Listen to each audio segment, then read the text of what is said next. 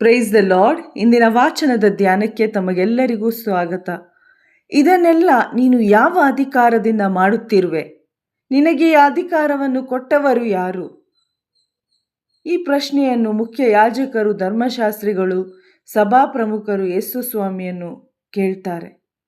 ಯೇಸು ಪ್ರಭು ಅವರ ಧಾರ್ಮಿಕತೆಯನ್ನು, ಅವರ ಸಿಸ್ಟಮನ್ನು ಇದೀಗಾಗಲೇ ತಮ್ಮ ಬೋಧನೆ ಮತ್ತು ಸತ್ಕಾರ್ಯಗಳಿಂದ ಸವಾಲು ಹಾಕಿದ್ದರು.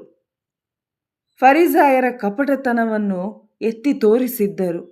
ದೇವಾಲಯವನ್ನು ಪರಿಶುದ್ಧವಾಗಿಡಲು ವ್ಯಾಪಾರದ ಸಂತೆ ಮಾಡಬಾರದೆಂದು ಅಲ್ಲಿ ಕೋಪಗೊಂಡು ತೋರ್ಪಡಿಸಿದ್ದರು. ಅವರು ತಪ್ಪಾದ ಬೋಧನೆಗಳನ್ನು ಸರಿ ಮಾಡಲು ಕರೆ ನೀಡಿದ್ದರು. ಪಾಪಿಗಳನ್ನು ತಮ್ಮ ಜೊತೆ ಬರಮಾಡಿದ್ದರು. ತಾನೇ ದೇವರಿಗೆ ಸಮಾನವೆಂದು ಹೇಳಿದ್ದರು. ಯೇಸು ಫರಿಸಾಯರಂತೆ, ಅಲ್ಲಿರುವ ಸಭಾ ಪ್ರಮುಖರಂತೆ ಮನುಷ್ಯರಿಂದ, ಧಾರ್ಮಿಕ ಲೀಡರ್ಸ್ಗಳಿಂದ ಆಯ್ಕೆಯಾದವರಲ್ಲ. ಮತ್ತಾಯ 28:18 ಭೂಮಿಯಲ್ಲೂ ಸ್ವರ್ಗದಲ್ಲೂ ಸರ್ವ ಅಧಿಕಾರವನ್ನು ನನಗೆ ಕೊಡಲಾಗಿದೆ. ಪಿತನು ಪುತ್ರನನ್ನು ಪ್ರೀತಿಸಿ ಸರ್ವಸ್ವವನ್ನು ಆತನ ಕೈಗೆ ಕೊಟ್ಟಿದ್ದಾರೆ. ಯೇಸುವಿಗೆ ಪಾಪ ಕ್ಷಮೆ ನೀಡುವ ಅಧಿಕಾರವಿತ್ತು. ರೋಗದ ಮೇಲೆ, ದೆವ್ವಗಳ ಮೇಲೆ, ಭೂಮಿ, ಸಮುದ್ರ, ಪ್ರಕೃತಿಯ ಮೇಲೆ, ಮರಣದ ಮೇಲೆ, ಸತ್ಯವನ್ನು ಬೋಧಿಸಲು ಸಹ ಅಧಿಕಾರವಿತ್ತು. ಯೇಸು ಅಧಿಕಾರವಾಣಿಯಿಂದ ಬೋಧಿಸಿದ್ರು. ಆದರೆ ಅಲ್ಲಿರುವ ಅಧಿಕಾರಿಗಳ ಹೃದಯದ ಕಾಠಿಣ್ಯದ ನಿಮಿತ್ತ ಅವರು ಯೇಸುವನ್ನು, ಅವರ ಅಧಿಕಾರವನ್ನು ಸ್ವೀಕರಿಸಿಲ್ಲ.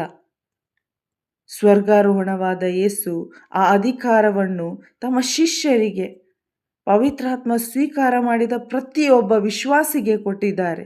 ನೀವು ಹೋಗಿ ಸಕಲ ದೇಶಗಳ ಜನರನ್ನು ನನ್ನ ಶಿಷ್ಯರನ್ನಾಗಿ ಮಾಡಿರಿ, ಶುಭ ಸಂದೇಶವನ್ನು ಪ್ರಬೋಧಿಸಿರಿ. ವಿಶ್ವಾಸಿಸುವುದರಿಂದ ಈ ಅದ್ಭುತ ಕಾರ್ಯಗಳು ಆಗುವುವು. ಪಿಶಾಚಿ ಪೀಡಿತರು ಬಿಡುಗಡೆ ಹೊಂದುವರು, ರೋಗ ಸೌಖ್ಯ ಉಂಟಾಗುವುದು, ಅನೇಕರು ಸ್ವರ್ಗದ ಕಡೆಗೆ, ವಿಶ್ವಾಸದ ಕಡೆಗೆ ಆಕರ್ಷಿತಗೊಳ್ಳುವರು.